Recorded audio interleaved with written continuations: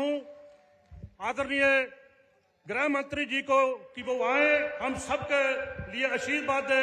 आदरणीय गृह मंत्री जी, आदरणीय अमित शाह जी।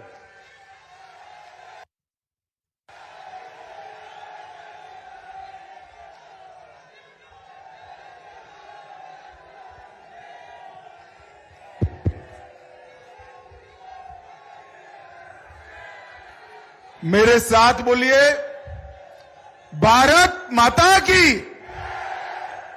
क्यों भाई, ऊना वालों की आवाज को क्या हो गया है? ऐसे नहीं बोलते। फिर से एक बार भारतीय जनता पार्टी की सरकार बनाने का संकल्प लेने की मुट्ठी बींचकर दोनों हाथ उठाकर, उठाइए दोनों हाथ अंत तक। ये मकानों पर भी उठाए सारे लोग, उठाइए दोनों हाथ, मुट्ठी बींचिए और प्रचंड आवाज से बोलिए, भारत माता की, भारत माता की, भारत माता की। मंच पर उपस्थित पूर्व विधायक श्रीमान राकेश कालिया जी, पास के सूबे से यहां भाजपा के प्रचार के लिए आए हुए पंजाब भारतीय जनता पार्टी के वरिष्ठ नेता श्रीमान सुनील जाखड़ जी, जिला अध्यक्ष भाजपा मनोहर लाल जी, श्री हरपाल सिंह जी, अमनजोत कौर जी, श्री नीलम कुमारी जी, रमेश शर्मा जी, डॉक्टर रामपाल सैनी जी, प्रेमपाल सिंह, श्री बलबीर बग्गा, श्री तीक्ष्ण सूद, श्री पहुलाल भारद्वाज, और आज जिनको जिताने की अपील करने के लिए मैं आया हूं, ऐसे मेरे मित्र पूर्व अध्यक्ष हिमाचल प्रदेश भाजपा के श्रीमान सतपाल सत्ती जी। भाई सतपाल जी के लिए जोर से एक बार ताली बजाओ सब लोग।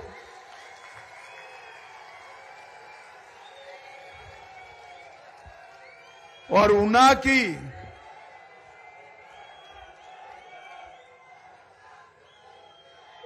की इस भूमि पर आज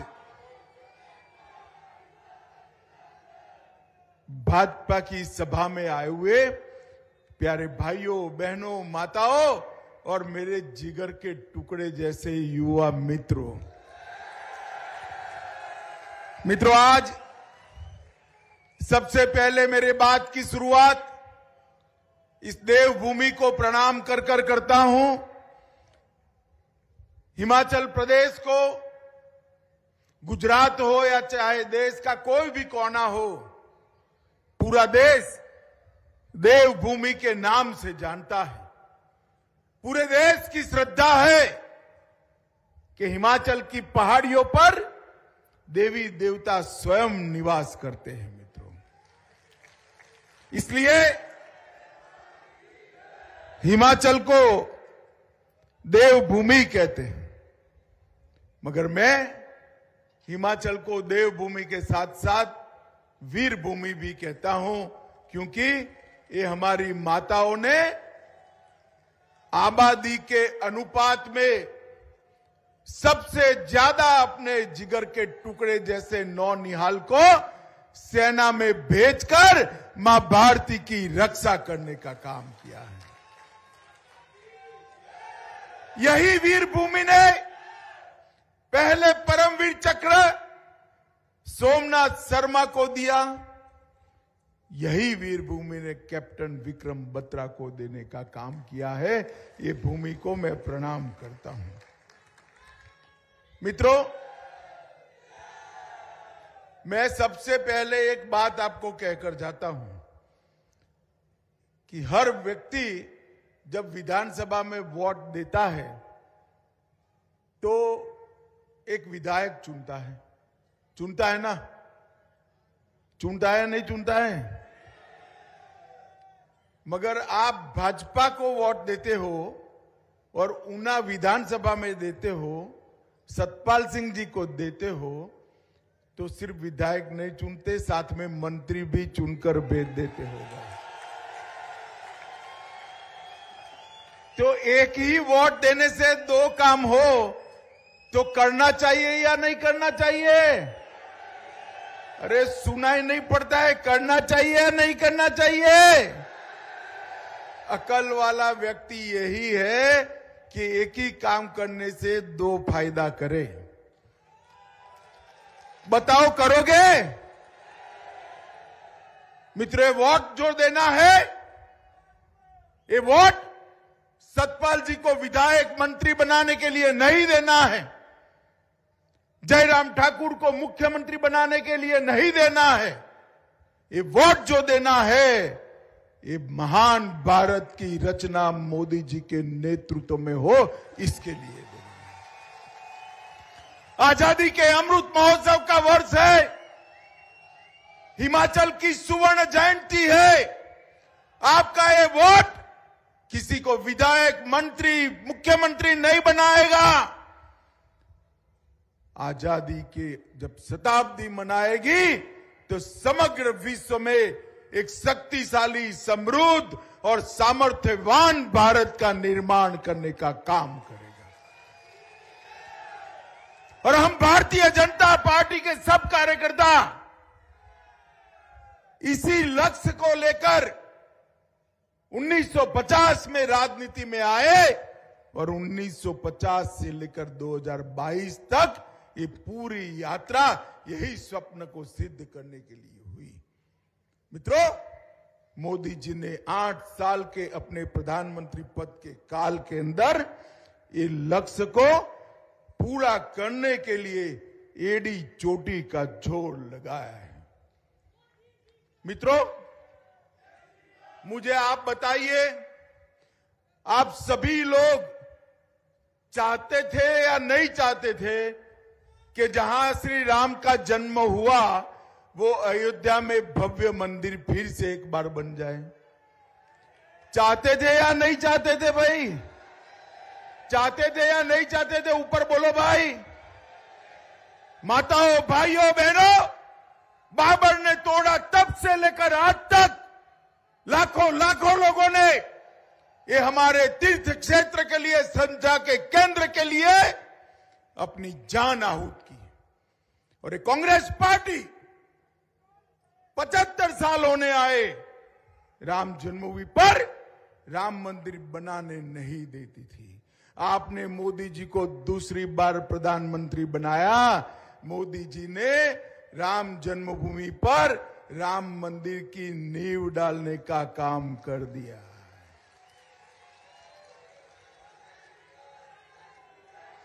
और मित्रों, ये युवा जो नारे लगा रहे ना, मैं उनको कहता हूं कि 1 जनवरी 2024 की टिकट अयोध्या की करा लो, वहां गगनचुंबी मंदिर में राम लल्ला विराजमान होंगे। मोदी जी ने कांग्रेस पार्टी वोट बैंक की लालच में डरकर हमारे आस्था केंद्रों का सम्मान नहीं करती। मोदी जी ने राम जन्मभूमि का शिलान्यास किया, औरंगजेब ने तोड़े हुए काशी विश्वनाथ मंदिर के कॉरिडोर को फिर से बनाने का काम किया, उज्जैन के अंदर भगवान महाकाल का महाकाल लोक बनाने का काम किया, बद्री धाम, केदार धाम, गुजरात के अंदर सोमनाथ, अंबाजी, पावागढ़, इस सारे आस्था केंद्रों को फिर से एक बार ऊर्जावान बनाने का काम देश के प्रधानमंत्री नरेंद्र मोदी जी ने किया है। ये देश 75 साल से राह देखता था।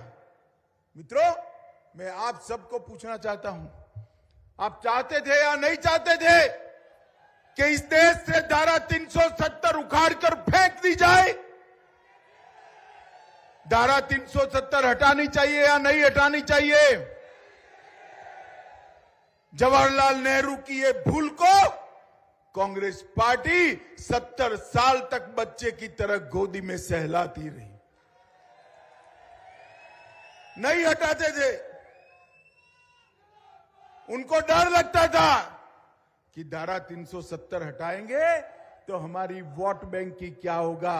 अरे राहुल बाबा, हम वोट बैंक से डरने वालों में से नहीं हैं। आप लोगों ने मोदी जी को दूसरी बार प्रधानमंत्री बनाया। मोदी जी ने धारा 370 और 35A को उखाड़कर फेंक दिया। मित्रों, आज भारत माता का मुकुटमणि हमारा कश्मीर आज हमेशा के लिए भारत के साथ जुड़ गया है। पार्लियामेंट के अंदर जब मैं बिल लेकर गया, ये सपा, बसपा, कम्युनिस्ट, तृणमूल कांग्रेस, डीएमके सारे के सारे कांग्रेस पार्टी के नेतृत्व में इकट्ठा हो गए। फारूक साहब, महबूबा की पार्टी, सब लोग, और कहने लगे धारा 370 को हाथ लगाया तो खून की नदियां बह जाएंगी। अरे राहुल बाबा, सुन लो, धारा 370 हटा भी दी, खून की नदियां छोड़ो, कंकर चलाने की हिम्मत नहीं हुई किसी की, कंकर चलाने की हिम्मत नहीं। मोदी जी ने इस देश को सुरक्षित करने का काम किया है। 10 साल तक सोनिया मनमोहन की सरकार थी, कांग्रेस पार्टी की सरकार थी। पाकिस्तान से आलिया, मालिया, जमालिया घुस कर आते थे, हमारे जवानों के सर काट कर ले जाते थे। और हमारे जवानों के जब सर काट कर ले जाते थे, ये मौनी बाबा मनमोहन सिंह उफ नहीं करते थे। 2014 में आपने भारतीय जनता पार्टी को पूर्ण बहुमत दिया, मोदी जी प्रधानमंत्री बने। पाकिस्तान ने फिर से उरी और पुलवामा में हमला करने की हिमाकत कर दी, मगर उसको ध्यान में नहीं रहा भाई कि इस बार सरकार बदल गई है। कांग्रेस की सरकार नहीं है, भारतीय जनता पार्टी की सरकार है। और मौनी बाबा मनमोहन सिंह प्रधानमंत्री नहीं है, नरेंद्र मोदी प्रधानमंत्री है। 10 ही दिन के अंदर सर्जिकल स्ट्राइक और एयर स्ट्राइक कर पाकिस्तान के घर में घुसकर आतंकवादियों का खात्मा बुलाकर हमारे सेना के जवान वापस आ गए। और एक घटना होने के साथ ही मोदी जी ने पूरे विश्व के अंदर कुछ कहे बगैर एक संदेश भेज दिया कि इस देश की सीमा और इस देश की सेना इसके साथ छेड़खानी नहीं करते, वरना नतीजे भुगतने पड़ते हैं, नतीजे भुगतने पड़ते हैं। मोदी जी ने इस देश को सुरक्षित करने का काम किया।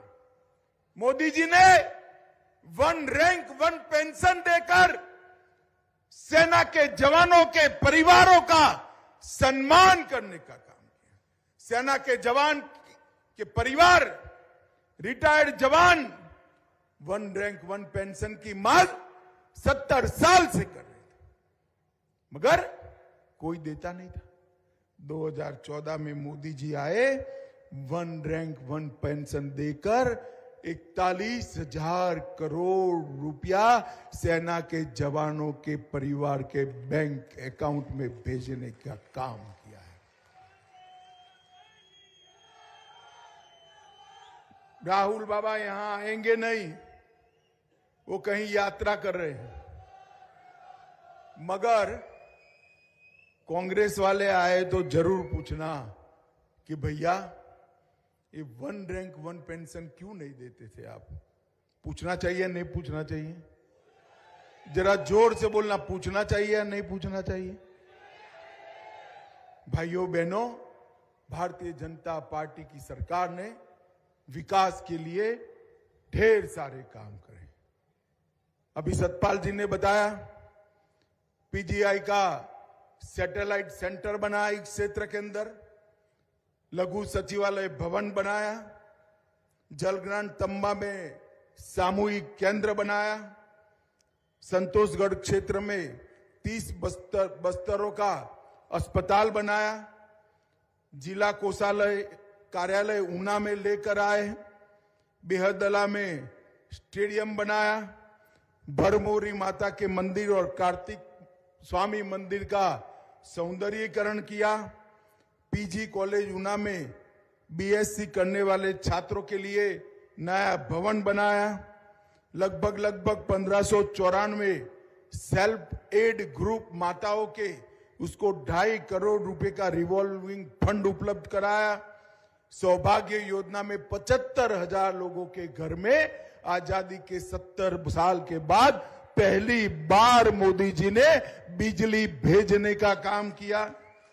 प्रधानमंत्री किसान सम्मान निधि लगभग 82,000 किसानों को 100 करोड़ रुपया प्रधानमंत्री किसान सम्मान निधि में भेजा। इसके साथ साथ महिलाओं के लिए पहली बार 18% राशि रिजर्व कर दी गई बजट के अंदर। मुख्यमंत्री सगुन योजना में 21 करोड़ रुपया लगाया, बेटी है अनमोल योजना में 41 करोड़ लगाया, कन्यादान योजना में 8,000 से ज्यादा बच्चियों की शादी कराने के पीछे 39 करोड़ रुपया का काम किया। और माताओं बहनों जोर से ताली बजाना, 1,48,000 माताओं को मुफ्त में गैस का चूल्हा और गैस का सिलेंडर देने का काम ये भारतीय जनता पार्टी की सरकार ने किया। लगभग छोटे से हिमाचल में 30,07,000 लोगों को 2 साल तक मुफ्त में प्रति व्यक्ति प्रति माह 5 किलो अनाज देने का, राशन देने का काम मोदी जी ने किया। बिलासपुर के अंदर 1500 करोड़ का एम्स बनाया। चंबा, नाहन, हमीरपुर में मेडिकल कॉलेज को अपग्रेड करने का काम किया। 6 नए ट्रॉमा केयर सेंटर बनाए। हिमाचल की 48 अस्पतालों में ऑक्सीजन का उत्पादन का प्लांट लगाया। हिमाचल के अंदर 41,000 करोड़ रुपए का निवेश लेकर आए। बल्क ड्रग पार्क लगभग 1100 करोड़ के निवेश से बनाया। Medical device park Nalagarh Punjab की बॉर्डर पर, वहां 400 करोड़ की लागत से लगाने का काम किया और ढेर सारे काम किए। मित्रों, ये भारतीय जनता पार्टी की सरकार ने बहुत सारे विकास के काम करने का एक जो संकल्प लिया था, आज पूरा कर कर मैं आया हूं। मैं राष्ट्रीय अध्यक्ष था, मैंने घोषणा पत्र घोषित किया था। इसकी 94% मांगों को, ये वादों को हम समाप्त कर कर आए। और मैं आज कहकर जाता हूं, एक 5 साल और भारतीय जनता पार्टी को दे दीजिए, पंजाब और हिमाचल से ड्रग के कारोबार को हम समाप्त कर देंगे। मित्रों, समाप्त कर देंगे। ये नशे का कारोबार जिस तरह से चलता है, पंजाब की सीमाओं से, जम्मू कश्मीर की सीमाओं से पाकिस्तान नशा भेजता है और हमारे युवाओं की नई नस्ल को खोखला करने का काम करता है। मोदी जी ने आजादी के अमृत महोत्सव के वर्ष में गृह विभाग के लिए एक लक्ष्य तय किया है, ड्रग फ्री भारत, नशा मुक्त भारत बनाना। और मैं आज आपको कहकर जाता हूं, नशा मुक्त हिमाचल, नशा मुक्त पंजाब हम बना कर रहेंगे। माताओं, भाइयों, बहनों, मोदी जी 6,000 रुपया किसानों को भेजते हैं। हमारे अध्यक्ष जी ने अभी घोषणा की है, हमारे घोषणा पत्र में नड्डा साहब ने, कि 6,000 के अंदर और 3,000 जोड़े जाएंगे। युवाओं के लिए 8 लाख रोजगारी का निर्माण किया जाएगा। 5 नए मेडिकल कॉलेज खोले जाएंगे और 6ठी से 12वीं कक्षा में जो बच्ची पढ़ना चाहती है पास के गांव में, इसको स्कूटी देने का काम भी भारतीय जनता पार्टी करेगी। ये माताएं बहनें आई ना, बेटियों को 12वीं कक्षा तक पढ़ाना, आप उसको स्कूटी देंगे हम। स्कूटी तो देंगे, वो स्कूटी लेकर स्कूल को तो जाएगी, शाम को आपको पीछे बिठाकर सब्जी मंडी में भी ले जाएगी। बच्ची स्कूटी लेकर खुशहाल होकर पढ़ेगी। माताओं, भाइयों, बहनों, सैनिकों के आश्रितों की अनुग्रह राशि में हम बढ़ोतरी कर देने वाले हैं। हमने लगभग शादी की वित्तीय सहायता जो 31,000 थी, उसको 51,000 करने का काम किया है। और ये माताएं जितनी आई है, मैं कहकर जाता हूं, जयराम ठाकुर की शपथ होने के दूसरे महीने ही प्रति साल 3 गैस के सिलेंडर, जिसकी राशि आपको नहीं देनी है, हिमाचल सरकार दे देगी। ढेर सारे कामों की योजना, हिमाचल को देश का सबसे विकसित प्रदेश बनाने का काम ये भारतीय जनता पार्टी की सरकार कार्य योजना बनाकर आई है। माताओं, भाइयों, बहनों, मैं आज आप लोगों को विनती करने आया हूं, ये सतपाल सिंह सत्ती की भारतीय जनता पार्टी को विधानसभा में जरूरत है, उसको चुनकर भेजिएगा। भेजेंगे क्या? अरे जोर से बोलो, भेजेंगे? कमल के निशान पर बटन दबाओगे? भाजपा को जिताओगे? सतपाल सिंह सत्ती को विधायक बनाओगे? जयराम ठाकुर के हाथ मजबूत करोगे? मोदी जी के हाथ मजबूत करोगे? तो मेरे साथ दोनों हाथ उठाइए, विजय के संकल्प की मुट्ठी बींचिए और प्रचंड आवाज से बोलिए, भारत माता की, भारत माता की, भारत माता की। वंदे वंदे वंदे